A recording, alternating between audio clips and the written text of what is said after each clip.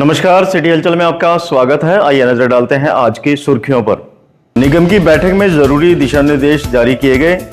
सरकार की योजना का लाभ उठाएं व्यापारी, कहा जिला उपायुक्त ने। साइबर क्राइम से बचने के लिए जागरूकता जरूरी, बताया पुलिस अधीक्षक ने। एसडीएम जसपाल सिंह गिल ने निर्माण कार्य का किया निरीक्षण। पुलिस द्वारा नाके लगाकर चेकिंग की गई। विक्रांत सिंह बार एसोसिएशन के अध्यक्ष बने।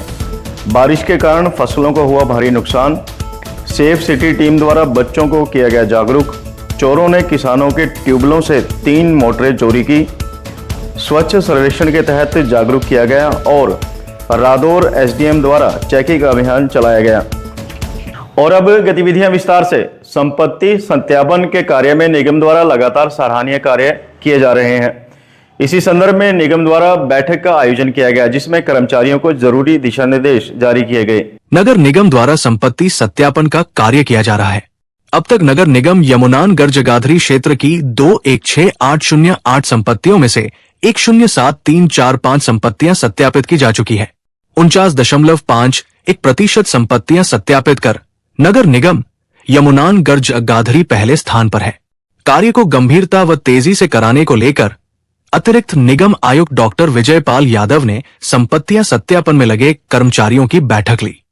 निगमायुक्त आयुष सिन्हा के निर्देशों पर हुई बैठक में कर्मचारियों को वार्ड वाइज सत्यापित नहीं हुई संपत्तियों की सूचियां वितरित की गई, ताकि कर्मी नई सूची के आधार पर संपत्तियां सत्यापित कर सकें।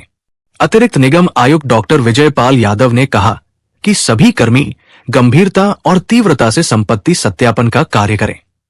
कोई भी कर्मचारी ढील व लापरवाही से कार्य न बरतें।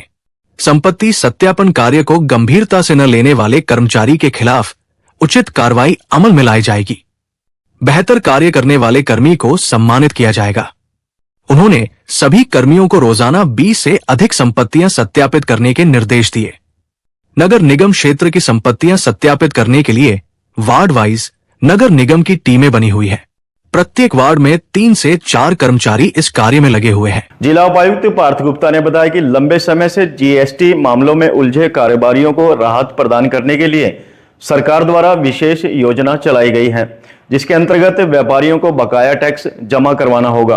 उपायुक्त पार्थ गुप्ता ने कहा कि लंबे समय तक जीएसटी मामलों में उलझे कारोबारियों को राहत देने के उद्देश्य से सरकार ने जीएसटी एमनेस्टी 2025 योजना शुरू की है। इसके तहत व्यापारियों को केवल बकाया टैक्स जमा करवाना होगा। उन्होंने बताया कि बकाया टैक्स जमा करवाने की तिथि 31 मार्च 2025 तक लागू रहेगी तथा आवेदन करने की अवधि 30 जून 2025 तक रहेगी, जबकि ब्याज और जुर्माने से पूरी तरह छूट दी जाएगी। ये योजना न केवल व्यापारियों को आर्थिक दबाव से बाहर निकालेगी, बल्कि उन्हें व्यवसाय को सुचारू रूप से चलाने का अवसर भी देगी। उपाबकारी एवं कराधान आयुक्त कृष्ण कुमार ने बताया कि जीएसटी एक्ट के सेक्शन 73 के तहत जीएसटी मामलों में अब केवल मूल कर राशि जमा करनी होगी। पात्र करदाताओं को ब्याज व जुर्माना राशि से राहत मिलेगी। ये योजना उन करदाताओं पर लागू होगी जिन पर वित्त वर्ष 2017 से 18, 2018 से 19, 2019 से 20 के लिए बकाया कर की देनदारी है। उन्होंने बताया कि कारोबारी जीएसटी पोर्टल के माध्यम से ऑनलाइन आवेदन कर सकते हैं तथा अधिक जानकारी के लिए किसी भी कार्य दिवस उप आबकारी एवं कराधान आयुक्त बिक्री कर जगाधरी कार्यालय में संपर्क कर सकते हैं। निगम चुनाव के मद्देनजर पुलिस द्वारा जिला में नाकेबंदी की जा रही है। इसी के तहत पुलिस द्वारा कालानौर बॉर्डर पर नाकेबंदी करके वाहनों की चेकिंग की गई। नगर निगम चुनाव के दौरान माननीय पुलिस अधीक्षक के दिशा निर्देशानुसार यहाँ व्हीकलों की संदिग्ध व्हीकलों की चेकिंग की जा रही है, ताकि कोई भी बड़ा क्राइम ना हो सके।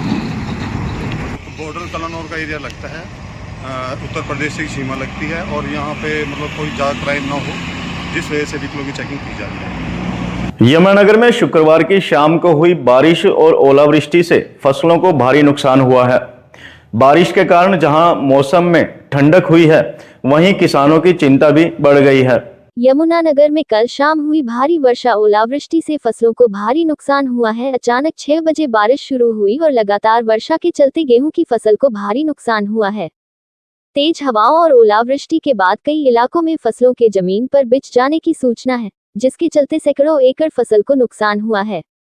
यमुनानगर के शहरी एवं ग्रामीण इलाकों में ओलावृष्टि हुई, जिससे न सिर्फ यातायात प्रभावित हुआ बल्कि कई निचले इलाकों में पानी भर गया। हालांकि इन दिनों वर्षा बहुत तेजी से नहीं होती, लेकिन इस बार वर्षा तेज हुई, जिसके चलते जनजीवन बुरी तरह प्रभावित हुआ है। थाना जठलाना क्षेत्र के गांव खजूरी में चोरों ने किसानों के ट्यूबवेलों से 3 बिजली की मोटरें चोरी की हैं। किसानों का कहना है कि इस क्षेत्र में आए दिन इस प्रकार की वारदातें हो रही हैं। थाना जठलाना क्षेत्र के गांव खजूरी से चोर किसानों के खेतों से 3 बिजली की मोटरें चोरी करके ले गए। किसान रणबीर सिंह राणा, भूपेंद्र सिंह राणा, रविंद्र सिंह राणा ने बताया कि खजूरी गांव में बिजली की मोटरें चोरी की वारदातें थमने का नाम नहीं ले रही है। लगभग पिछले 1 सप्ताह से बिजली की 9 मोटरें चोरी हो गई है, लेकिन अभी तक एक बीच और पकड़ नहीं गया। बीती रात चोर हमारे खेतों से अलग अलग स्थान से 3 बिजली की मोटरें चोरी करके ले गए, जिनकी कीमत लगभग 90,000 रुपए के करीब थी, जिसकी शिकायत जठलाना पुलिस थाने में दी है। मामले के बारे में थाना जठलाना प्रभारी तरसेम चंद से बात करने पर बताया, मामला दर्ज कर आगामी कार्रवाई शुरू कर दी है। आज के अंक में बस इतना ही। अगले अंक में फिर मिलते हैं, तब तक के लिए नमस्कार।